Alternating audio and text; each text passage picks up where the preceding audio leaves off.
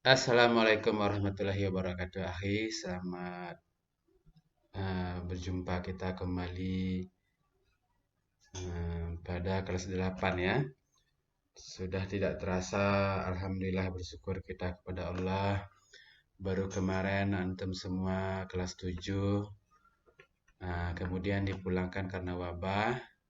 Tahu-taunya sekarang sudah kelas 8 saja. Baik, salam bering salam kita kirimkan kepada Nabi Muhammad SAW. Semoga antum, keluarga antum bersama Ana juga dalam lindungan Allah Subhanahu wa taala. Semoga wabah ini segera menghilang dari dunia sehingga kita dapat berkumpul kembali di sekolah, di majelis ilmu dalam menuntut ilmu dengan metode tatap muka. Udah beberapa bulan ini kita belajar melalui metode daring. Alhamdulillah berjalannya lancar. Tapi ada juga beberapa yang terlambat dalam mengerjakan tugas karena sesuatu lain hal. Ada jaringan yang terlambat, susah, ada yang ketiduran, ada yang HP-nya dipakai bersama. Tapi itu tidak menghalangi kita untuk menuntut ilmu. Apapun kondisinya, kita tetap bisa menuntut ilmu di mana dan kapan saja selama kita masih dalam keadaan waras. Taib, mungkin pembelajaran kelas 8 ini juga menyambung pembelajaran IPA yang ada atau yang antum sudah pelajari juga pada waktu sekolah dasar dulu.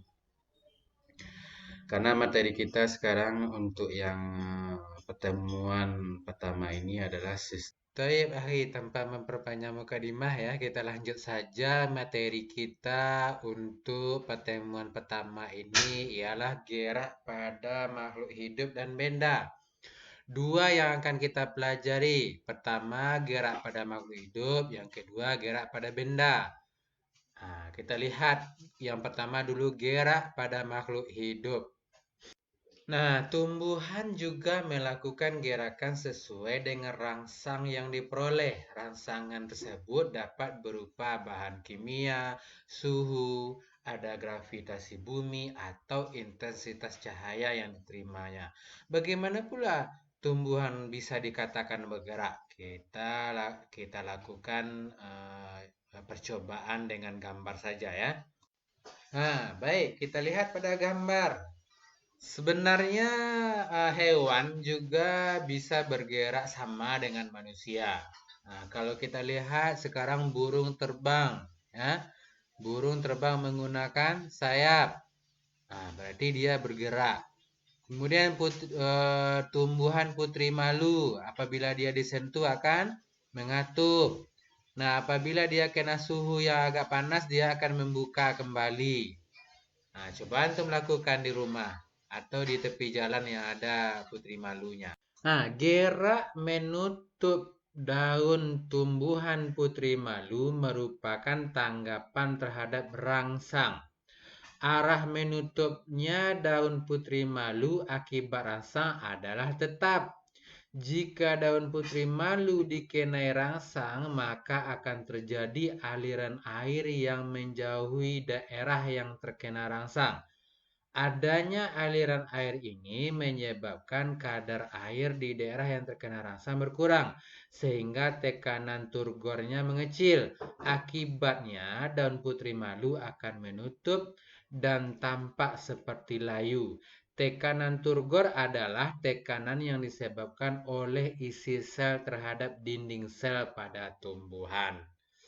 Untuk lebih jelasnya, mari kita pelajari gerak pada tumbuhan. Gerak pada tumbuhan dibedakan menjadi 3 macam, yaitu gerak endonom, gerak higroskopis, dan gerak esionom. Nah, kita lihat yang pertama gerak endonom. Ya. Gerak pertumbuhan daun dan gerak rotasi sitoplasma pada sel-sel daun hidrilla dapat diketahui dari gerak sirkulasi klorofil. Nah, di dalam sel, perhatikan sel di samping ini.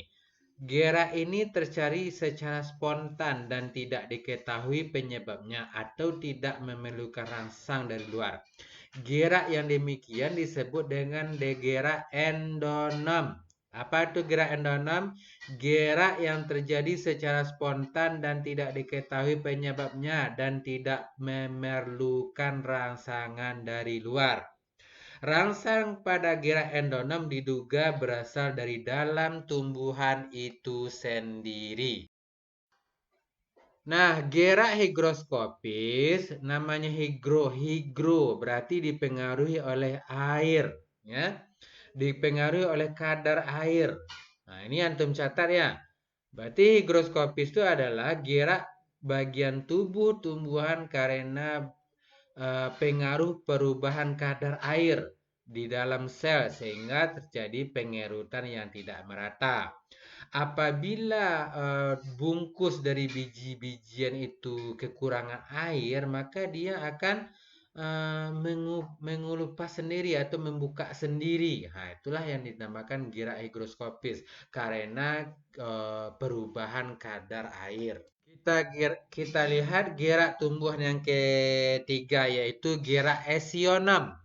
Gerak esionom ini adalah gerak tumbuhan yang disebabkan oleh adanya rangsangan dari sekitar, dari lingkungannya sekitar ya. Berdasarkan jenisnya, gerak esionom ini dibedakan pula menjadi 3 gerakan. Yang pertama ada gerakan tropisme, ada gerakan taksis, dan ada gerakan nasti. Kita lihat satu-satu. Kita lihat yang pertama, yang berdasarkan gerak tropisme. Gerak tumbuhan dapat diamati melalui beberapa gejala. Salah satunya adalah arahnya tubuh tumbuhan itu kemana arahnya? Ya, arah tubuh tumbuhan dapat berubah karena pengaruh lingkungan. Contohnya, tumbuhan yang diletakkan di dekat jendela, batangnya itu akan membelok ke arah cahaya datang. Ya, gerak tumbuhan yang arah geraknya dipengaruhi oleh datangnya rangsangan dari luar disebut dengan tropisme. Jika gerak tumbuhan mendekati rangsang disebut dengan gerak tropisme positif. Jadi dia mengarah ke arah cahaya. Nah, ada juga gerak ini yang menjauhi rangsangan disebut dengan gerak tropisme negatif. Berdasarkan jenis rangsangnya, gerak tropisme dibagi menjadi geotropisme atau gravitropisme, hidrotropisme, tiknotropisme, kemotropisme, dan fototropisme. Nah, kita lihat yang pertama, gerak geotropisme. Perhatikan gambar di sebelah ini. Pada kecambah tanaman tersebut, arah gerak akarnya selalu menuju pusat bumi. Dan gerak tumbuh batangnya selalu tegak ke atas menjauhi pusat bumi. Arah gerak bagian tumbuhan baik akar maupun batang tersebut karena pengaruh gravitasi bumi. Gerak tumbuhan yang demikian disebut dengan geotropisme atau gravitropisme. Nah, untuk lebih memicu pemahaman antum, silakan jawab pertanyaan pada pada video ini. Kemudian antum kirim jawabannya di WA grup ya beserta alasannya.